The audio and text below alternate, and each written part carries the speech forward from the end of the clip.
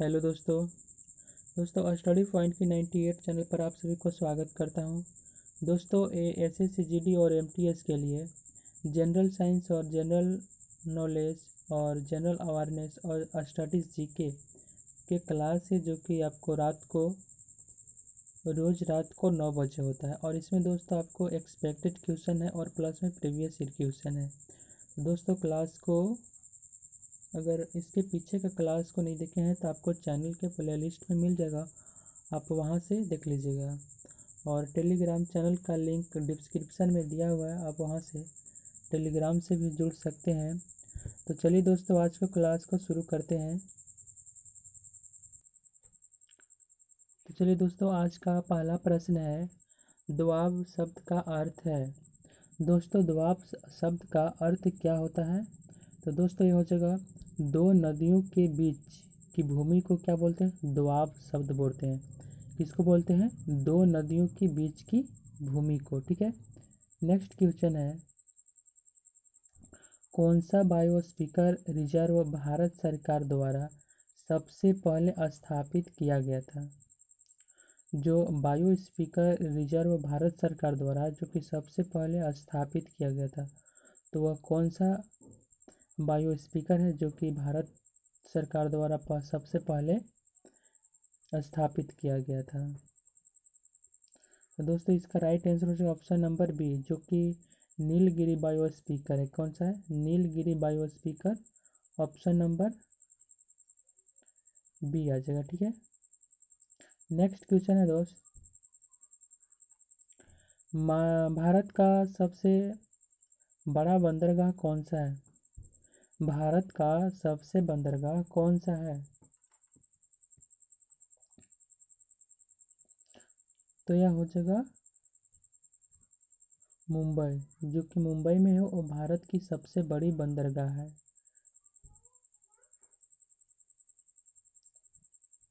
Next question है, भारत में निम्नलिखित में से किस झील में जल की लवणता सर्वाधिक है? भारत में निम्नलिखित में से कौन सा झील है जिसमें जल की लवणता सबसे अधिक है? तो दोस्तों ये हो जाएगी संभार झील। क्या हो जाएगा? संभार, जो कि इसमें जल की लवणता सर्वाधिक होती है। ठीक है, ऑप्शन नंबर डी हो जाएगा। नेक्स्ट है, गिलास है। गिलास क्या है दोस्तों? तो इसे गिलास को क्या बोलते हैं?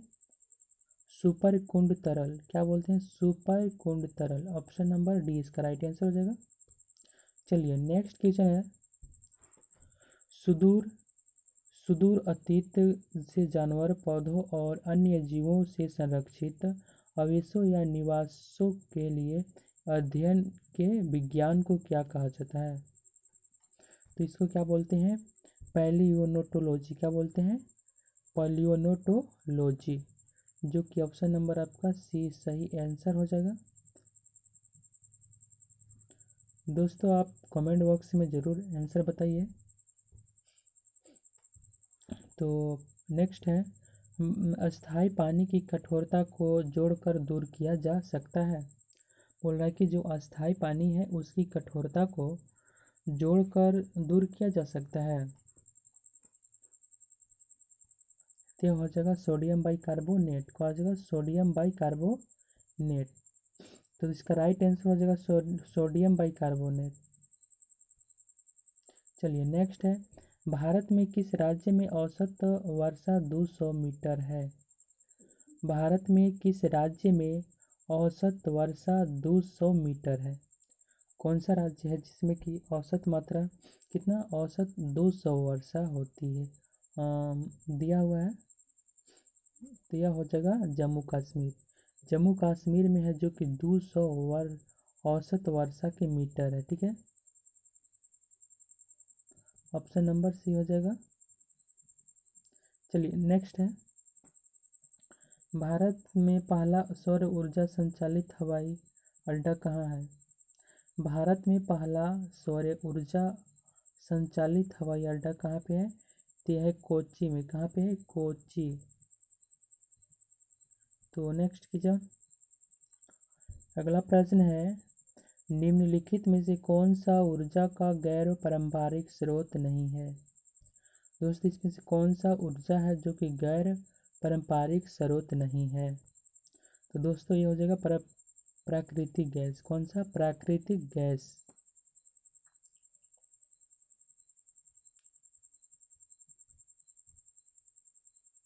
नेक्स्ट क्या होता है? अगला प्रश्न है, निम्नलिखित में से किस राज्य में अनुसूचित जाति के लोगों को संख्या सबसे अधिक है?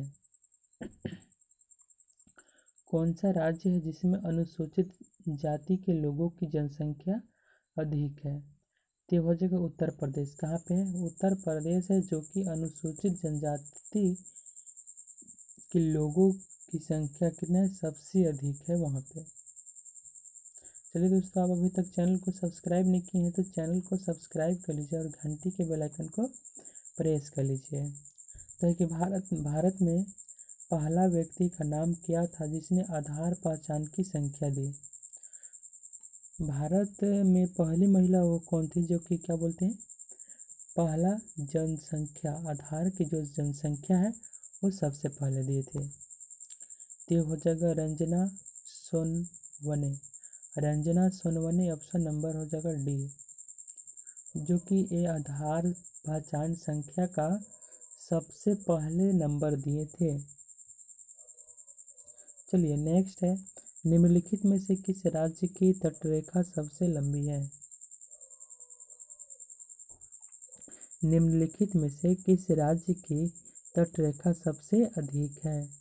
अधिक है, लंबी है, ठीक है। तो हो जाए गुजरात। कहाँ पे हो जाए? गुजरात।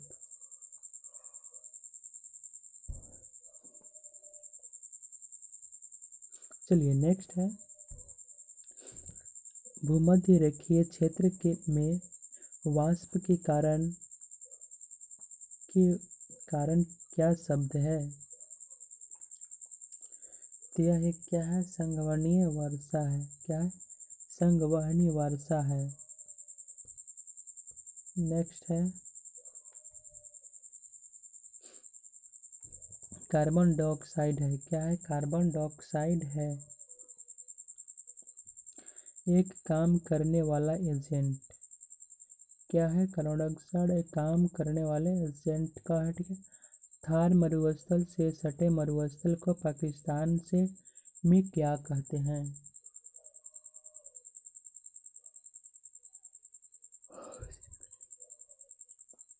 दोस्तों थार मरुस्थल से सटे जो मरुस्थल क्या पाकिस्तान में, उसे क्या कहते हैं पाकिस्तान वाले? तो क्या बोलते हैं? चोलिकिस्तान। क्या बोलते हैं? Cholistan. Option number B. Next है, परमाणु घड़ियों में टाइम कीपर के रूप में किस तत्व का उपयोग किया जाता है?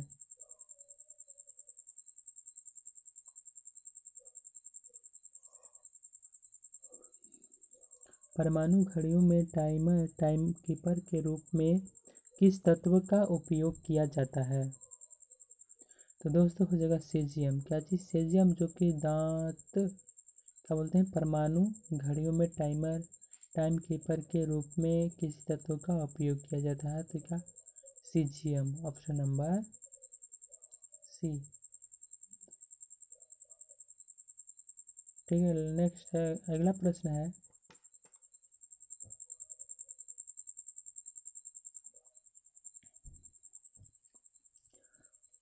लुथाई जनजाति कहाँ पाई जाती है? लुथाई जनजाति कहाँ पाई जाती है?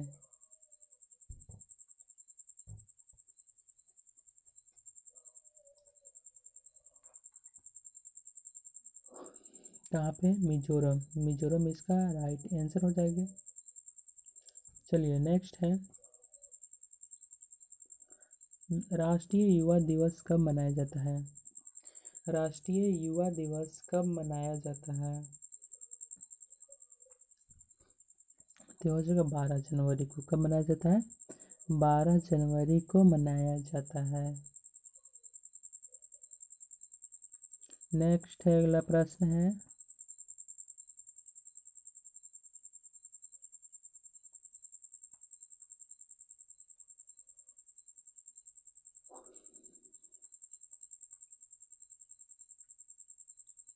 नेप्थलीन का मुख्य स्रोत है।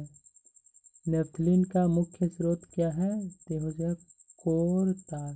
कोल तार क्या बोलते हैं? कोल तार। Option number D. नेक्स्ट है, अगला प्रश्न है,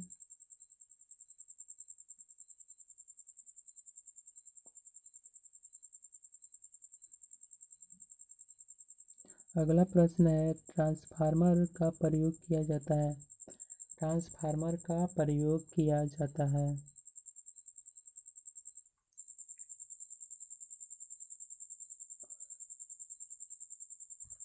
तो इसका हो जाएगा अकेले सीधे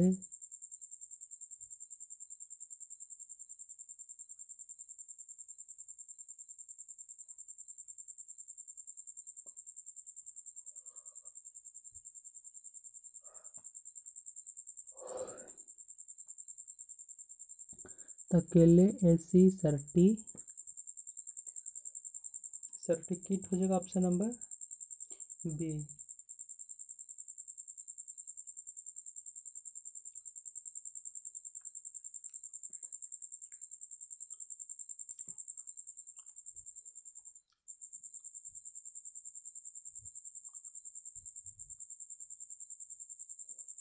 नेक्स्ट क्वेश्चन है, बसव श्री पुरस्कार किस सरकार द्वारा दिया गया है? किस सरकार द्वारा दिया जाता है?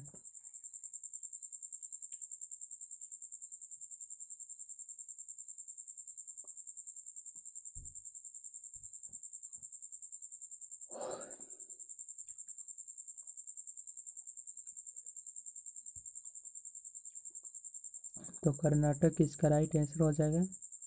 चलिए नेक्स्ट क्वेश्चन है, सावो सावो और सजावो उत्साह के दौरान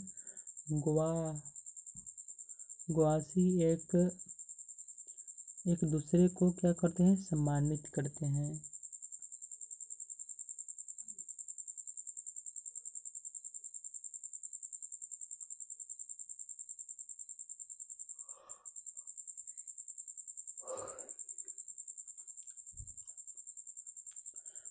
तो इसका आंसर हो जाएगा फल। क्या हो जाएगा? फल।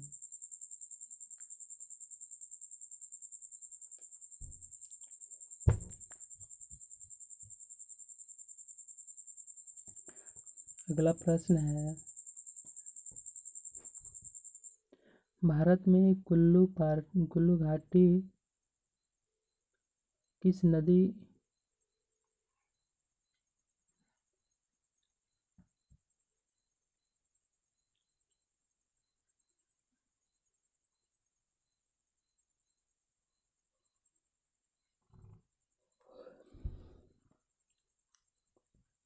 तो हो जाएगा सेव। क्या हो जाएगा? Option number D 4। अगला प्रश्न है, प्राचीन भारतीय दिवस कब मनाया जाता है?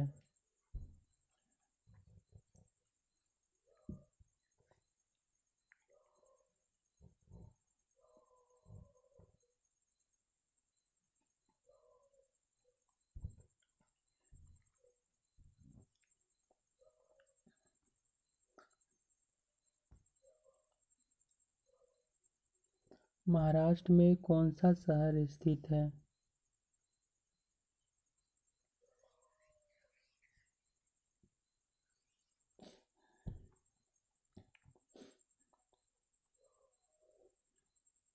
महाराष्ट्र में कौन सा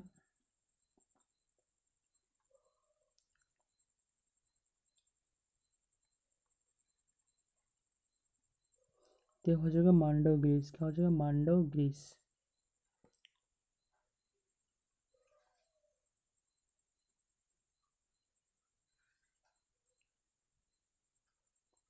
दोस्तों अगर चैनल पे नए हैं तो चैनल को सब्सक्राइब कर लीजिए और घंटी के बेल आइकन को प्रेस कर लीजिए। Thank you.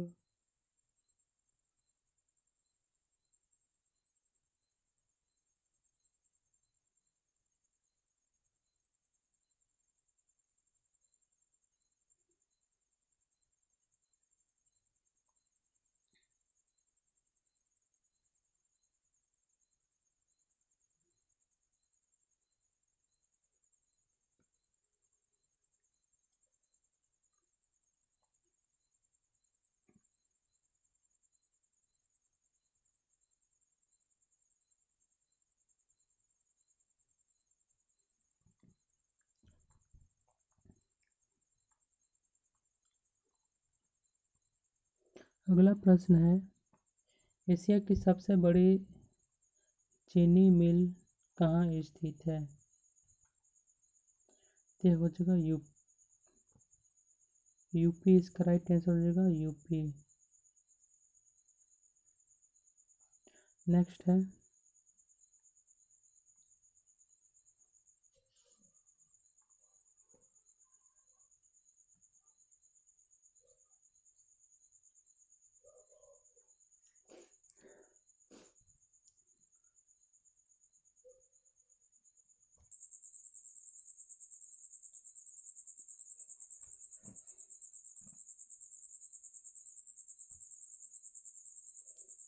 सर भारत में सर्वाधिक घने वाले पानी की सर्वाधिक क्षेत्र वाला राज्य है?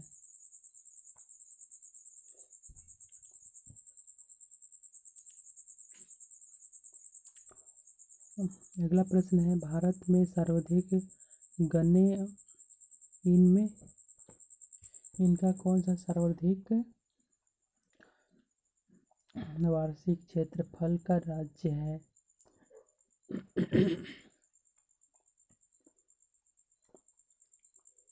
तो हो जाएगा अरुणाचल प्रदेश। चलिए नेक्स्ट है, दो आवेशित पिंडों को बीच कोई धारा प्रवाहित नहीं होता, ठीक है, कोई धारा प्रवाहित नहीं होता है, उसकी समान क्या है? क्षमता। कथी है? क्षमता ऑप्शन नंबर।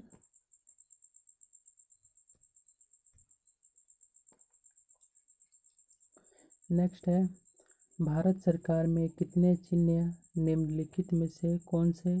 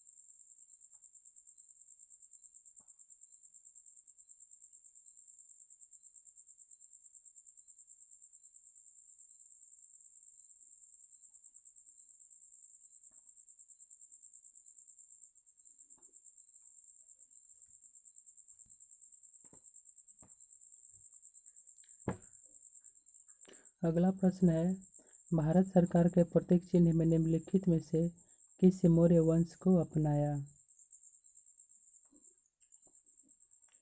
ते हो जाएगा चार शेर को अपनाया। अगला प्रश्न है, प्राकृतिक रूप से पाए जाने वाला सबसे भारी तत्व है?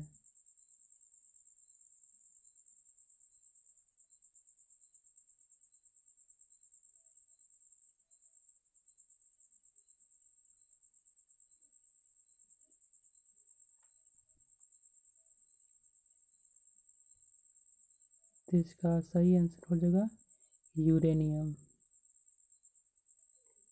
इसका सही उत्तर हो जाएगा एरेनियम। एरेनियम इसका राइट आंसर हो जाएगा।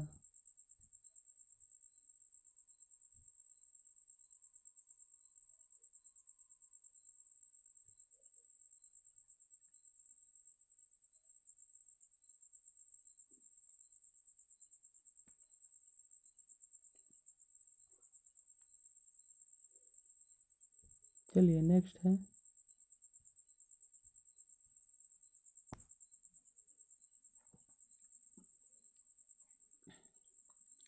गहरे गहरे समुद्र में गोलार्ध द्वारा सांस लेने के लिए ऊपर में क्या होता है? बैलून लगा होता है, ठीक है।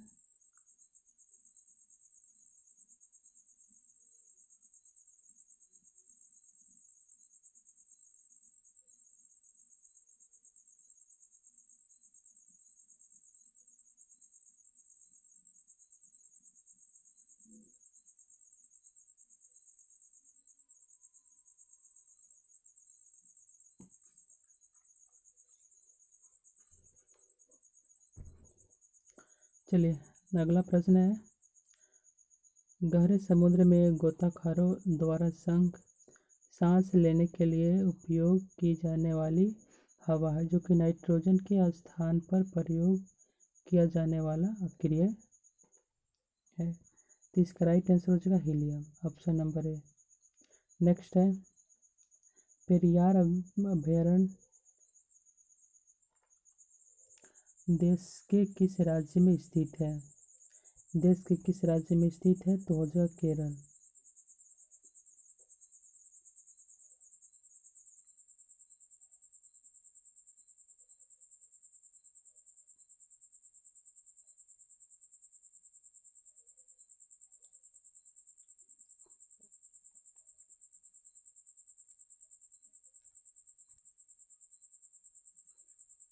चलिए आपका अगला प्रश्न है, डायनामाइट का आविष्कार किसने किया? डायनामाइट का आविष्कार किसने किया? तो हो जाएगा अल्फ्रेड नोबेल। किसने किया? Alfred Nobel. चलिए नेक्स्ट है, यदि ध्वनि वायु से जल में गमन करती है तो क्या अपरिवर्तित रहेगा? क्या रहेगा? अपरिवर्तित रहेगा, बताइए दोस्तों। आप कमेंट बॉक्स में आंसर बताते रहिएगा, ठीक है। और कोई भी डाउट हो तो आप कमेंट बॉक्स में पूछ सकते हैं, आपकी रिप्लाई ज़रूर मिलेगी, ठीक है। तो ये हो जाएगा आवृत्ति। आवृत्ति है जो कि ऑप्शन नंबर बी इसका राइट आंसर हो जाएगा। चलिए नेक्स्ट क्वेश्चन है,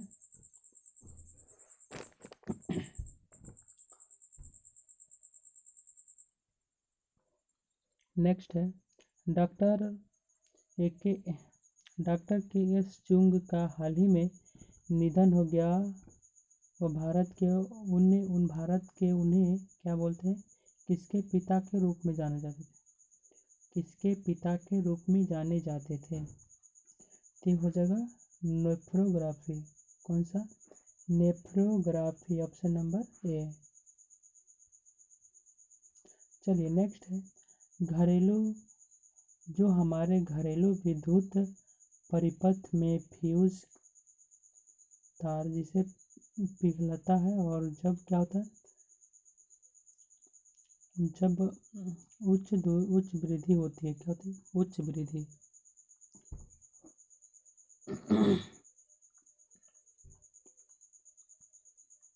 तो इसका प्रश्न हो जाएगा करंट।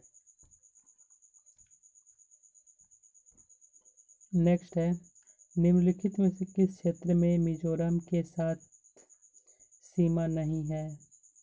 निम्नलिखित में से किस क्षेत्र की मिजोरम के साथ सीमा नहीं है? तो दोस्तों ये हो जाएगा नागालैंड। नागालैंड है जो कि मिजोरम के साथ ही अपनी सीमा को साझा नहीं करती है, ठीक है।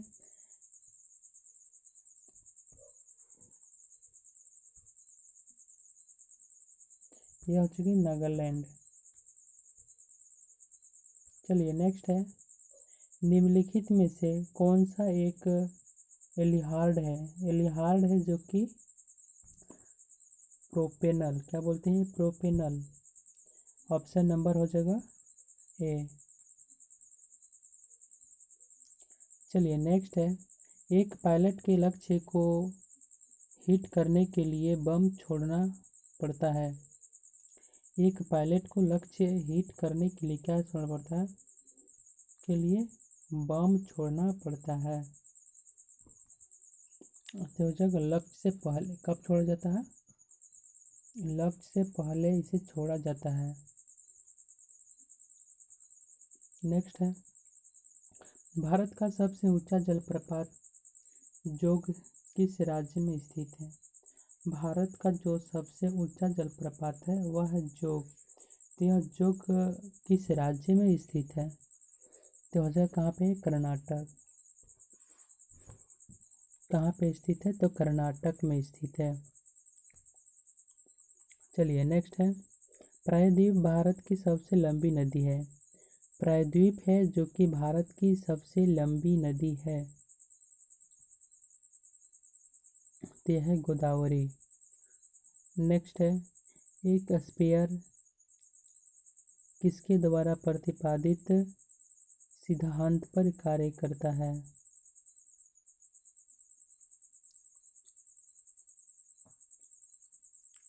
अगला प्रश्न है, एक स्पीकर किसके सिद्धांत प्रतिपादित सिद्धांत पर कार्य करता है?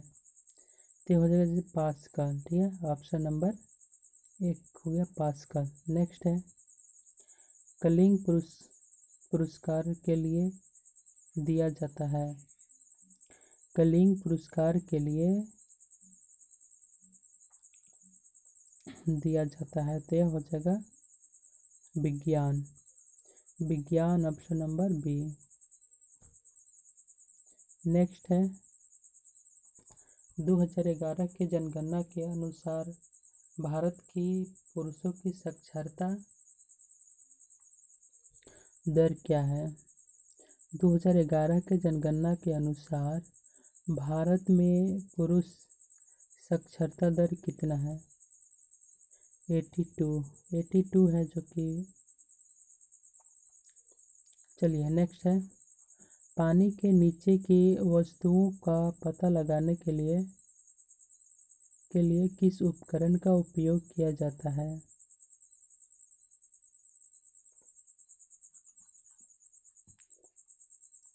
पानी के नीचे एक वस्तु को पता लगाने के लिए किस उपकरण का उपयोग किया जाता है?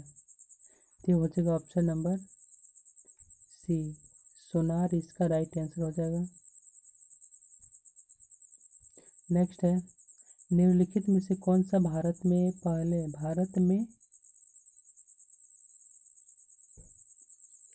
पहले रक्षा मंत्री थे? कौन सा पहले रक्षा मंत्री? तो सरदार वल्लभ भाई पटेल, जो कि भारत के सबसे पहले हैं रक्षा मंत्री। नेक्स्ट है, निम्नलिखित में से कौन पुरुषों में सेक्स क्रोमोसोम की जोड़ी प्रतिनिधित्व करता है?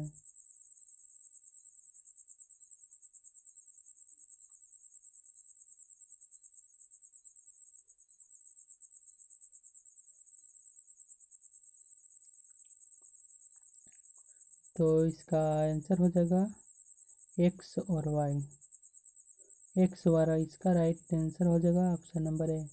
नेक्स्ट है, जैसे जैसे किसी तरंग की आवृत्ति बढ़ती है तो उसकी तरंगदैर्ध्य पर क्या प्रभाव पड़ता है? जैसे जैसे किसी तरंग की आवृत्ति क्या होती है, बढ़ती है, तो उसकी जो तरंगदैर्ध्य है उस पर क्या प्रभाव पड़ेगा? तो यह घटता है। क्या होता है, जब आवृत्ति बढ़ती है तो यह क्या होता है, ये घटता है। नेक्स्ट, तो दोस्तों ये थे आज के एसएससी जीडी और एमटीएस के लिए एक्सपेक्टेड क्वेश्चन। तो अभी तक चैनल को सब्सक्राइब नहीं किए हैं तो चैनल को सब्सक्राइब कर लीजिए और घंटी के बेल आइकन को प्रेस कर लीजिए। Thank you watching for video.